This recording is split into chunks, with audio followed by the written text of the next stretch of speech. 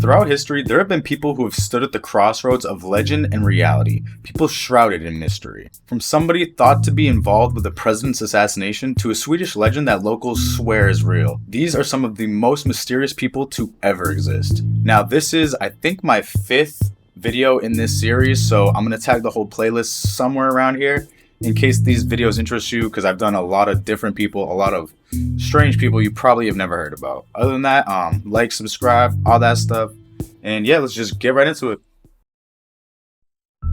The Babushka Lady. The Babushka Lady is an unidentified woman present during the 1963 assassination of US President John F. Kennedy, who might have photographed or filmed the event that occurred in Dallas Dealey Plaza at the time President John F. Kennedy was shot and killed. Her nickname arose from the headscarf she wore, which was similar to scarves worn by elderly Russian women, or babushka, which literally means grandmother or old woman in Russian.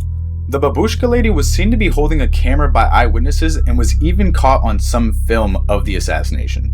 She was observed standing on the grass between Elm and Main Street, standing amongst onlookers in front of the Dallas County building, and is visible in the Zapruder film as well as in the films of Orville Nix and Mark Bell.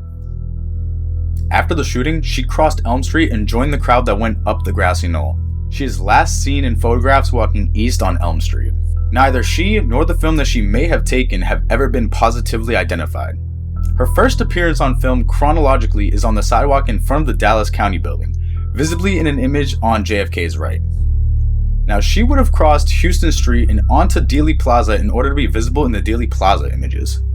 This may imply that the images show 2 different women of similar appearance.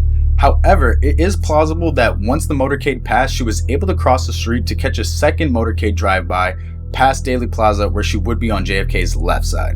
In 1970, a woman named Beverly Oliver told conspiracy researcher Gary Shaw at a church revival meeting in Joshua, Texas that she was actually the Babushka Lady in the photos. Oliver stated that she filmed the assassination with a Super 8 film Yashica and that she turned in the undeveloped film over to 2 men who identified themselves to her as FBI agents. According to Oliver, she obtained no receipt from the men, who told her that they would return the film to her within 10 days. She did not follow up with any type of inquiry about it. She reiterated her claims in the 1988 documentary, The Men Who Killed Kennedy. Although, according to Vincent Belosi, Oliver has never proved to most people's satisfaction that she was in Dealey Plaza that day. Confronted with the fact that the Yashica Super 8 camera was not made until 1969, she stated that she received the experimental camera from a friend and was not even sure the manufacturer's name was on it. On November 18, 1994, assassination researcher Gary Mack testified before the Assassination Records Review Board that he had recently been told by an executive in Kodak's Dallas office that a woman in her early 30s with brunette hair brought in a film purported to be the assassination scene while they were processing the Zapruder film. So apparently somebody actually did bring in a film from some brunette woman, but according to Mack, the executive said that the woman explained to federal investigators already at the film processing office that she ran from Main Street across the grass to Elm Street, where she stopped and snapped a photo with some people in the foreground of the actual presidential limousine and the Texas School Book Depository. Mack said that he was told by Kodak executive that the photo was extremely blurry and virtually useless, and indicated that the woman likely went home without anyone recording her identity.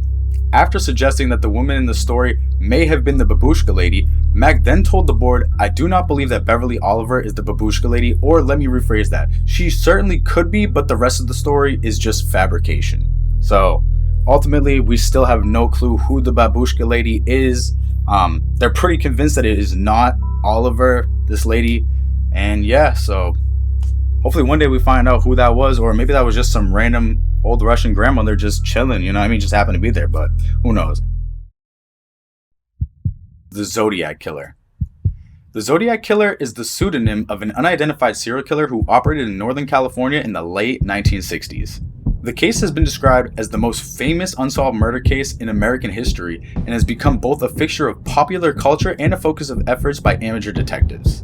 The Zodiac murdered 5 known victims in the San Francisco Bay Area between December 1968 and October 1969, operating in rural, urban, and suburban settings.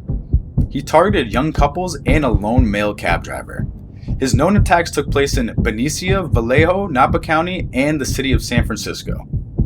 2 of his wounded victims actually survived. The Zodiac also claimed to have murdered 37 other victims.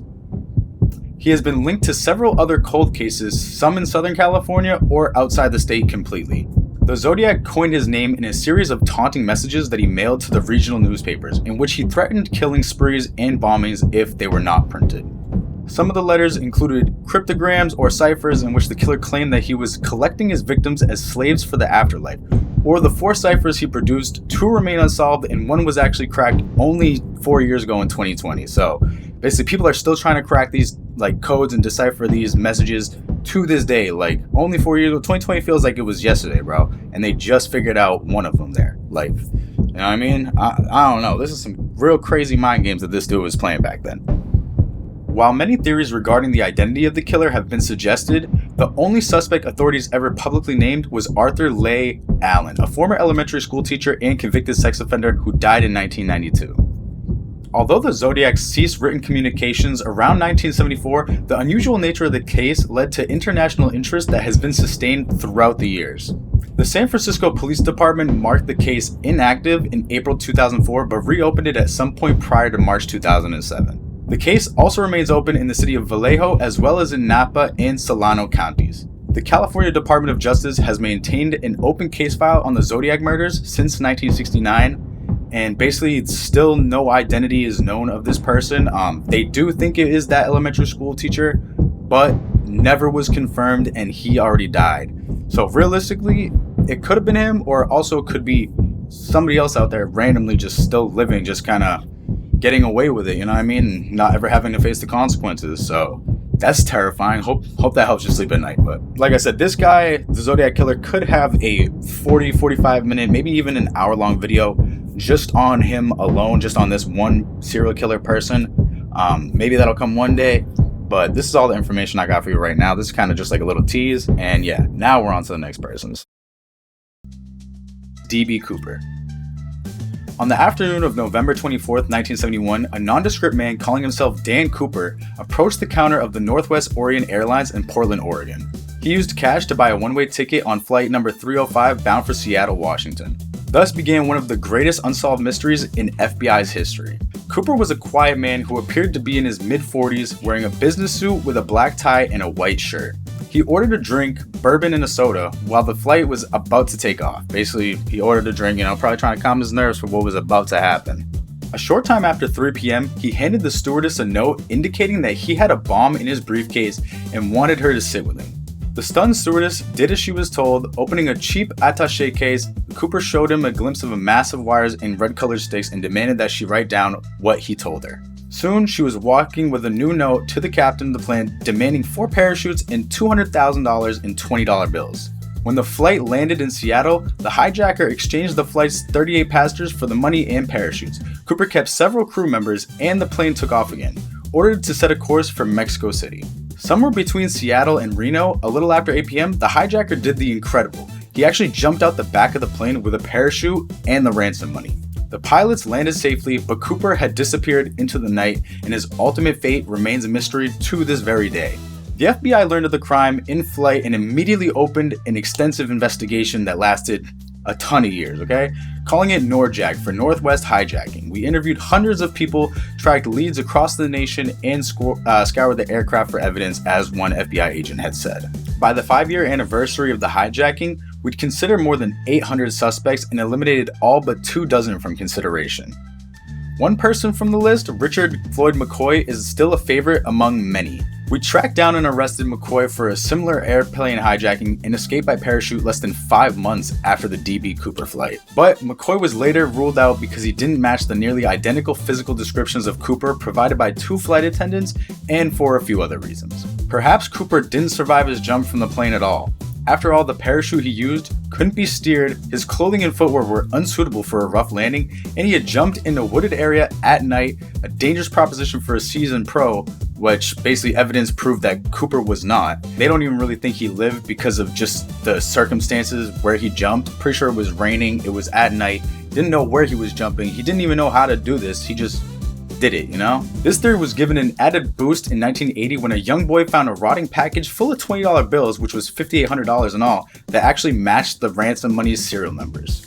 And to this day, basically still don't know who he is exactly. This is another person that I could probably make a good 25-30 minute video on, just discussing all the events that led up to this and basically all the details of the case. Maybe I'll do that one day. That day is not today, but we are on to the last person for this video, so stick around for that. Loyon, also known as the Ghost of Malls, is an urban legend concerning a supposed humanoid figure that was said to roam the forest near the village of Malls or Salles in Switzerland. Supposed eyewitnesses describe Loyon as a tall humanoid figure standing at around 190 centimeters or 6'3", and it wears a dark black or dark gray boiler suit, and it covers itself with greenish camouflage, and most notably wears an old gas mask that covers the entire head. The first sightings of Loyon date back to the late 1990s and early 2000s, and in one of the reported sightings, a local woman claimed to have seen Loyon picking flowers on the trail and was startled, basically to have seen her, that he was startled, not her. I'm sure they were both startled, but her eyewitness account is that he was basically startled to have run into her at all. Now, there are several theories concerning the identity of Loyon. For example, some people think that it might be a mentally ill woman, somebody suffering from a skin condition, and also just a survivalist. So there's a few theories going out there. I'm not really so sure. 6'3", mentally ill woman in a full boiler suit. Like, I don't know. That kind of does make a little bit of sense. Man or woman, I guess it depends on their size kind of thing. But I don't know. I think that would still freak me out. In September 2013, a Swiss French language newspaper, Le Matin, published the first known photograph of Loyon taken by an unnamed amateur photographer. After the photo began to circulate online, Le Matin reported that Loyon's cloak and gas mask were supposedly found in the Malls forest, along with a note written by Loyon titled "Death Certificate and Testament of the Ghost of Malls." The note claimed that Loyon knew the viral photo existed and was displeased with the unwanted attention that it brought into the forest. Since then, there have been no more reported sightings of Loyon in Malls forest or anywhere at all, actually. One of the leading theories is that the figure was an eccentric local who was afraid of being linked to Loyon and abandoned their costume walks as a result. However, basically the note led people to believe that Loyon had actually done the deed and kind of took himself out the game, if you understand what I'm saying. Loyon was basically never seen again after whoever it was figured out that they had went viral in a photograph. And yeah, kind of sucks. I mean, bro, what if it was just somebody enjoying their walks through the fucking thing, dude, and they just like to dress up in a boiler suit, bro? You feel me? Like, I don't know, but anyways, he might be the only one I feel bad for on the list, to be real with you. Other than that, man, yeah, like I said at the beginning, if you like videos like this, I got a whole playlist. I'll put it up here again somewhere. So, Most Mysterious People playlist. I got a bunch of stuff like that. Make sure you like, subscribe, all that stuff. And yeah, until next time, I'll see y'all later. Stay safe, get laid, and I'll catch you soon.